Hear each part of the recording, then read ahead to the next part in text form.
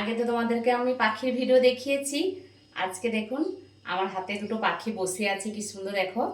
আমরা তরমুজ খেয়েছি, তার জন্য পাখিদেরকেও তরমুজ খাওয়াচ্ছি। খেয়ে নে খেয়ে নে, খা।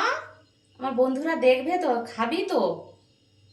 খাচ্ছে না, দেখো কি সুন্দর। কেমন লাগলো বন্ধুরা অবশ্যই কমেন্ট করবে। দেখেছো, এগুলো হচ্ছে লাভ বার্ডস। তোমরা কেউ নিতে চাইলে বলো, আমার ঘরে অনেক পাখি আছে।